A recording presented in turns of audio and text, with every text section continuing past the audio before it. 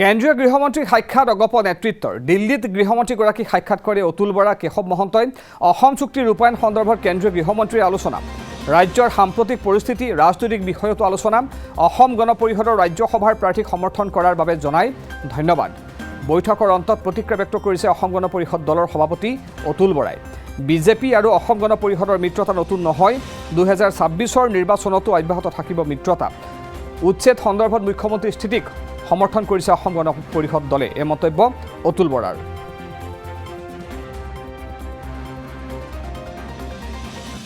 পুৰোহি আমি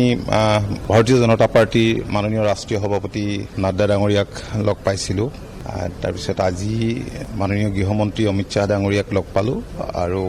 সেই সময়ছোৱাত ভাৰতীয় জনতা পাৰ্টিৰ ৰাষ্ট্ৰীয় সভাপতি নাড্ডা ডাঙৰীয়াও উপস্থিত আছিল সৌহাৰ্দ্যমূলক কথা বতৰা হৈছে আৰু ৰাজ্যসভালৈ পুনৰ বীৰেন্দ্ৰ প্ৰসাদ বৈশ্য ডাঙৰীয়া নিৰ্বাচিত হোৱাৰ পাছত আনুষ্ঠানিকভাৱে তেখেতেও লগ ভাগ কৰিলে চাওক অসম গণ পৰিষদ দল ভাৰতীয় জনতা পাৰ্টিৰ পুৰণা মিত্ৰ আমি যেতিয়া দলৰ দায়িত্বত নাছিলোঁ মই বা কেশৱ মহন্ত ডাঙৰীয়া তেতিয়াৰ পৰা ভাৰতীয় জনতা পাৰ্টিৰ লগত মিত্ৰতা আছে চেকা চুৰুকাকৈ অলপ ব্ৰেক হৈছে নোহোৱা নহয় তথাপি 2016 চনৰ পৰা এতিয়ালৈকে ধাৰাবাহিকভাৱে আছে মাজতে অলপ ব্ৰেক হৈছিল খুব ভালদৰে চলি আছে ৰাজ্যখনৰ মাননীয় মুখ্যমন্ত্ৰী ডক্টৰ হিমন্ত বিশ্ব শৰ্মা ডাঙৰীয়াই কেউটা মিত্ৰ দলক লগত লৈ ৰাজ্যখনৰ সৰ্বাংগীন বিকাশৰ কাৰণে কাম কৰি গৈছে আমি সকলোৱে জানো যে মাননীয় প্ৰধানমন্ত্ৰীগৰাকীয়ে অসম তথা উত্তৰ পূৰ্বাঞ্চলক যথেষ্ট গুৰুত্ব দিছে কংগ্ৰেছৰ যি দৃষ্টিভংগী আছিল সেই দৃষ্টিভংগী আৰু এতিয়া নাই আৰু এই গোটেই কথাখিনিত সকলো সময়তে সহযোগিতাৰ হাত আগবঢ়াইছে আমাকো সহযোগিতা কৰিছে সামগ্ৰিকভাৱে ৰাজ্যখনৰ বিকাশৰ কাৰণে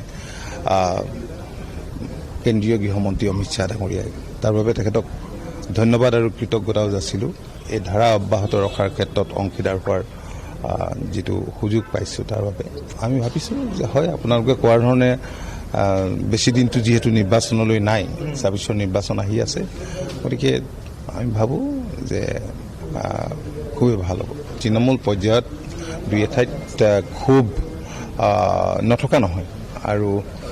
সেই ক্ষোভৰ উমান আমিও পাইছোঁ আমি কথা বতৰা পাতিছোঁ এইবিলাকতো থাকিবই দলৰ ভিতৰতো থাকে আৰু মিত্ৰতাত যেতিয়া থকা যায় কেইবাটাও দল লগ লাগি চৰকাৰত ইয়াত অস্বাভাৱিকতা একো নাই কিন্তু সেইবুলি আমি তেওঁলোকৰ আৱেগ অনুভূতিক আমি সন্মানো কৰিব লাগিব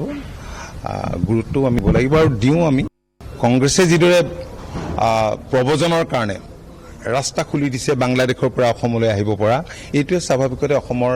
জনসাধাৰণৰ অস্তিত্ব খিলঞ্জীয়া মানুহৰ অস্তিত্ব বিপন্ন কৰিব আৰু সেইকাৰণে খিলঞ্জীয়া মানুহৰ মনত এই কথাখিনি আছেই তথাপি এতিয়া ভাৰতীয় জনতা পাৰ্টিৰ নেতৃত্বাধীন চৰকাৰৰ দিনত খিলঞ্জীয়া মানুহৰ স্বাৰ্থ সুৰক্ষাৰ কাৰণে বহুতবোৰ পদক্ষেপ ইতিমধ্যে গ্ৰহণ কৰিছে যিবিলাক আমিও অংশীদাৰ আৰু আমি সমৰ্থন জনাই আহিছোঁ আজি ধৰক সমষ্টি পুনৰ নিৰ্ধাৰণ হৈছে এইটো এটা ডাঙৰ কাম খিলঞ্জীয়াৰ স্বাৰ্থ সুৰক্ষিত কৰিবৰ কাৰণে এনে ব্যৱস্থা হৈছে আজি ট্ৰাইবেল বেল ব্লক সত্ৰসমূহ সুৰক্ষিত কৰিবৰ কাৰণে বন সুৰক্ষিত কৰিবৰ কাৰণে চৰকাৰ যি ব্যৱস্থা লৈছে এইটো এটা ভাল কথা হৈছে